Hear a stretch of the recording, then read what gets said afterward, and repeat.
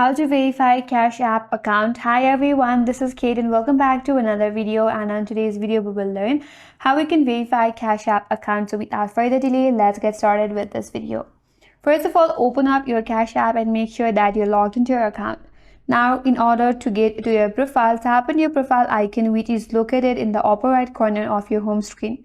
Now, once you're on your profile, as you can see, there are various options such as personal, privacy and security, notification, documents and support.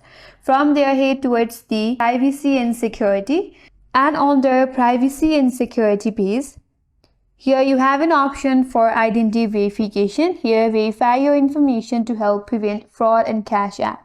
So in order to verify your account, you have to perform this identity verification. If it is not verified, then tap on it.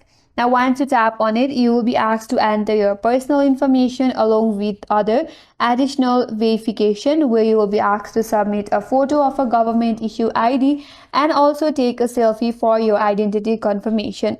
Now, once you're verified with all of your personal information along with your additional documents, you have to wait for the confirmation.